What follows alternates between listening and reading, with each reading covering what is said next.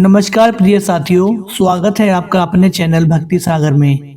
आज मैं आपको अमावस्या और पूर्णिमा दो बहनों की एक भावपूर्ण शिक्षाप्रद कहानी सुनाने जा रहा हूँ। यह कहानी केवल एक परिवार की नहीं बल्कि कर्म, भक्ति, अहंकार और विनम्रता के फल को समझाने वाली कथा है। बहुत समय पहले की बात है।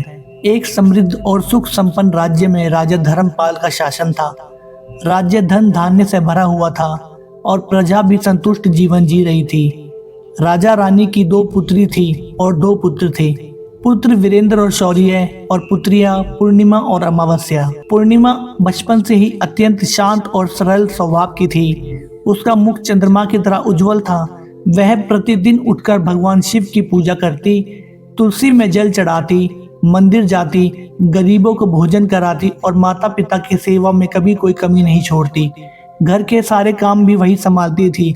फिर भी उसके चेहरे पर सदैव संतोष और शांति रहती थी। वहीं दूसरी ओर अमावस्या बिल्कुल विपरीत स्वभाव की थी। उसे राशि, ठाट बाट, श्रृंगार, ऐशो आराम से बहुत प्रेम था। वह पूजा पाठ को समय की बर्बादी समझती। वह नौकरों पर चिल्लाती और स्वयं कोई काम नहीं करती। फिर भी दोनों बहनों के बीच अत्यंत प्रेम था, क्योंकि पूर्णिमा हर परिस्थिति में अमावस्या से बहुत प्रेम करती थी। दुर्भाग्यवश राजा और रानी का झुकाव पूर्णिमा की ओर कम था और अमावस्या और दोनों पुत्रों की ओर अधिक था। समय बीतता गया। दोनों पुत्रों का विवाह बहुत ही धूमधाम से कर दिया गया। अब बेटियों की बारी आई। तब रानी लीलावती ने राजा से कहा, महाराज, पूर्णिमा साधारण स्वभाव की है। इसे किसी गरीब ब्राह्मण या किसी किसान के घर ब्याह देना ही उचित होगा।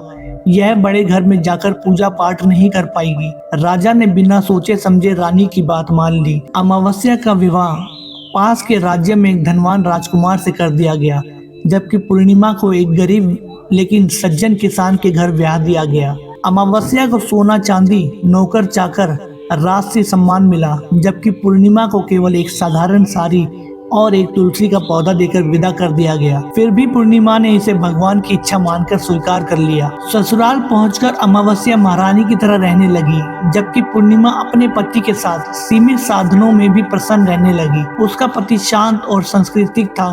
दोनों भगवान के भरोसे जीवन जी रहे थे। कुछ समय बाद अमावस्या ने अपने घर पर शिव चालीसा का पाठ का आयोजन किया। उसने पूरे गाँव को बुलाया, पर जानबूझकर अपनी बहन पूर्णिमा को आमंत्रित नहीं किया। उसने अपनी गरीब बहन को घर बुलाना अपमानजनक लगता था। गांव की स्त्रियों के कहने पर पूर्णिमा बिना बुलाए वहां पहुंच गई। अमावस्या ने सबके सामने उसका अपमान किया, उसे प्रसाद तक नहीं दिया। आहत मन से पूर्णिमा भगवान शिव से प्रार्थना करती हुई वहां से रोती हुई चली गई। रास्ते में उसे एक तुलसी के चबूतरे पर बैठी एक बूढ़ी माता मिली। पूर्णिमा ने उसकी सेवा की। आगे उसे शिव मंदिर मिला, काली माता का मंदिर मिला। हर जगह उसने सच्चे मन से सेवा की, बिना किसी फल की इच्छा करते हुए। लेकिन वह नहीं जानती थी वह स्वयं देवी देवता थे, पर पूर्णिमा ने उनकी केवल वृद्ध समझकर सेवा की। मायके पहुंचकर उसकी भाभीयों ने उसका प्रेम से स्वागत किया। उसने वहां भी सभी के साथ काम किया। विदा होते समय उसे लाल साड़ी और एक थैला दिया गया। लौटते समय उन्हें वही देवी देवता मिले और उन देवी देवताओं ने भी उसे थैले दिए और यह कहा कि बेटी, इन्हें घर जाकर ही खोलना। घर पहुंचकर जब पूर्णिमा ने थैले खोले तो उनमें अन्न, वस्त्र, धन, आभूषण और समृद्धि निकली। धीरे धीरे उसका घर सुख संपन्न हो गया। जब अमावस्या को यह बात पता चली तो जलन के मारे वह भी उसी मार्ग से अपने मायके गई और उसने किसी की सेवा नहीं की। अहंकार में सबको अपमानित किया।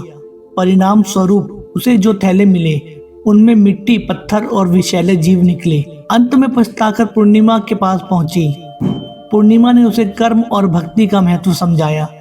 अमावस्या ने क्षमा मांगी और जीवन बदलने का संकल्प लिया। धीरे धीरे उसने भी पूजा पाठ और सेवा का मार्ग अपनाया। तब जाकर उसके जीवन में शांति आई।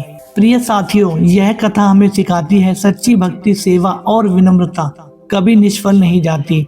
अहंकार चाहे जितना बड़ा क्यों ना हो, अंत में वह खाली ही रहता है। प्रिय साथियों, अगर आपको ये कहानी पसंद आई हो तो शेयर करें और हमारे चैनल भक्ति सागर को सब्सक्राइब करें। राधे राधे, जय श्री राम।